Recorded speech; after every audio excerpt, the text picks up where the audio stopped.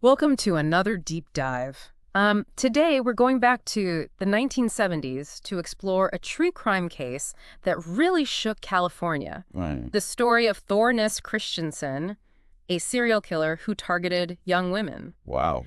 Now, it's a heavy topic for sure, but we're not here to sensationalize the violence. Yeah. The goal is to really understand the case, like the hows and the whys of it all. Right. To start, Christensen had a very specific way he operated. Okay. He always used a .22 caliber pistol, and his victims were all young women who shared a certain look. Interesting. It's almost like he was searching for a very specific type of victim. This case grabbed a lot of attention, not just because of the murders themselves, but because of the fear it generated and the way it all ended. Yeah, it's fascinating how someone can seem so ordinary on the surface, but then commit such horrific acts. Right. Makes you think about that line between normal and monstrous. It does. And if those two things can even exist in the same person. You're so right about that contrast. It's really striking. Our sources actually describe Christensen's early life as pretty typical. Oh. Born in Denmark, moved to the U.S. with his family when he was young, and seems like a normal kid for a while. Good student up until his junior year of high school. Then things took a strange turn. That happened. He dropped out, gained a ton of weight, and just started working as a gas station attendant. Wow, so like a complete 180. It's like he transformed into a different person almost overnight. That sudden shift is what's so compelling. Yeah. Like you're seeing two different versions of the same person. Exactly. Now, we can't say for certain what caused such a drastic change. Right. But it does make you wonder, could a mundane job like working at a gas station actually be a way to blend in, to hide something darker underneath? That's a chilling thought. Yeah. And it gets even more disturbing when you think about what we know about Christensen's crimes. Right. He terrorized the Isla Vista community. Right. And the fact that he targeted women who looked alike, long straight hair, similar builds. Yeah. It created this whole atmosphere of fear and uncertainty, especially among young women who fit that description. Absolutely. Yeah. Imagine realizing that your appearance could make you a target. Right. It preys on a very primal fear. It does. The idea that something as simple as how you look could put you in danger. His confirmed victims were Jacqueline Rook, Mary Saris, Patricia Laney, and Laura Benjamin. It's important to remember that they were more than just names in a case file. Yes, they were. They were real people with their own lives, hopes, and dreams. Absolutely. Their stories are truly heartbreaking. It's so easy to get lost in the details of a case. But you're right, we can't forget the human cost. Yeah. These were real people. Yes. And their loss was devastating to their families and the entire community. Absolutely. Thankfully, there's one story in all of this that offers a glimmer of hope. Oh, okay. Lydia Preston, she's the one who got away. Lydia's story is incredible. It is. Her survival is truly remarkable. She was shot in the head, Wow. but she still managed to escape. Later, she saw Christensen at a bar and was able to identify him, which led directly to his arrest. That must have taken incredible courage It did. to not only survive the attack, but then to face him again like that. Exactly. Can you talk a little about how crucial survivor testimony is in these kinds of cases? Oh, yes. Survivor testimony can often be the key to cracking a case.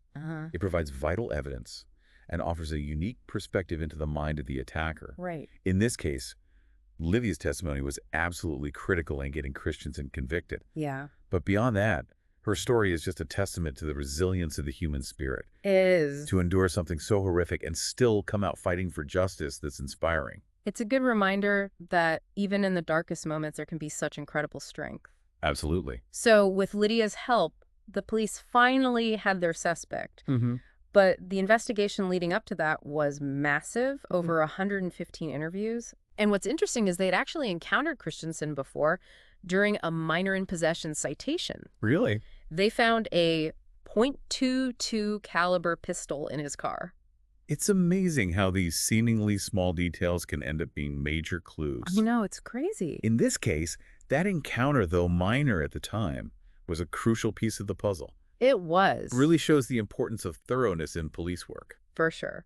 So once Christensen was in custody, his legal strategy went through some twists and turns. How so? At first, he pled not guilty by reason of insanity. That's a common defense in these types of cases, It is. especially when there's signs of mental instability. But proving insanity in court is extremely difficult. Yeah. You have to demonstrate that the defendant was incapable of understanding that their actions were wrong at the time of the crime. Right. He later changed his plea to a diminished capacity defense. Okay, can you explain the difference between those two approaches? Sure. With an insanity plea, you're essentially arguing that the defendant wasn't in control because of a severe mental illness. With diminished capacity, it's a bit more nuanced. Yeah. It acknowledges some mental impairment, but not to the point of complete insanity. It argues that they couldn't have formed the intent needed for the crime, which could mean a lesser charge. Makes sense. So there were actually 2 trials, one in Los Angeles and one in Santa Barbara. Okay.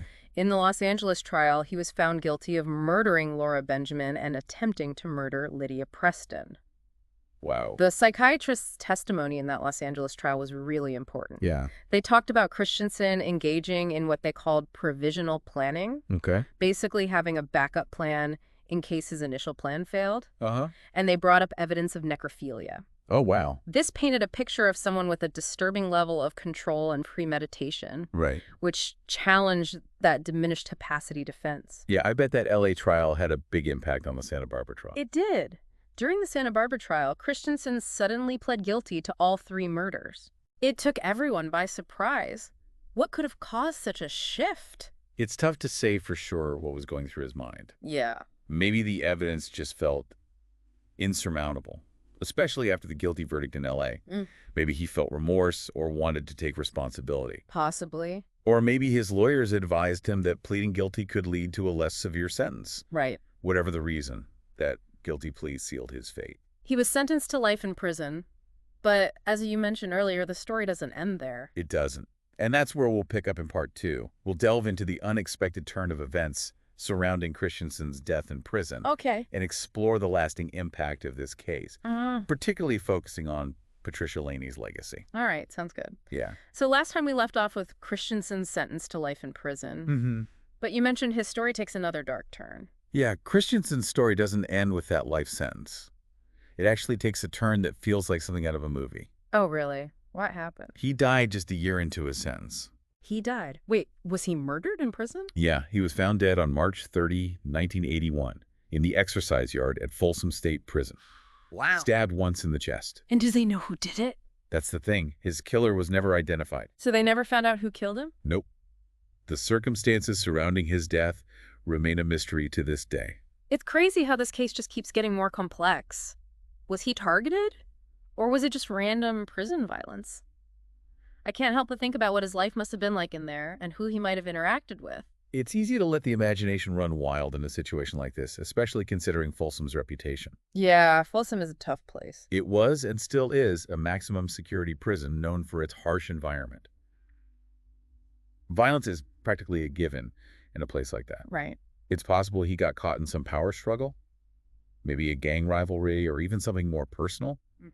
We may never really know the full story. It's a grim reminder of how brutal the prison system can be. So many unknowns and a really unsettling feeling of finality to it all. It is. It's easy to get lost in the darkness of it all. Yeah. But I think it's important to shift gears a bit now. We've focused a lot on Christiansen himself, but we haven't really touched on Patricia Laney's story. She became a real symbol of resilience in the Santa Barbara community and a catalyst for change. That's right. We should definitely talk more about her legacy. What made her story so impactful? Patricia was known for her kindness, her strong sense of justice, and her dedication to fighting violence against women. She was actively involved in various organizations that supported those causes. Okay. Her death was a devastating blow to everyone who knew her. I can imagine. But instead of succumbing to grief, the community decided to channel their energy into positive action. It's amazing how they turned such a tragic loss into something positive. What kind of actions did they take? How did they choose to honor her memory? One of the most notable efforts is the Isla Vista Juggling Festival.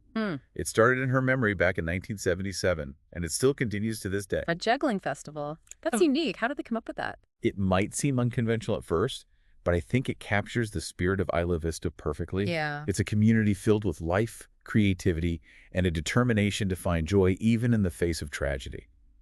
The festival is a celebration of life, a way for people to come together and a constant reminder of the importance of peace and nonviolence. Okay. It's a fitting tribute to Patricia and what she stood for. It's really incredible how they took something so horrific and created something so positive and lasting from it.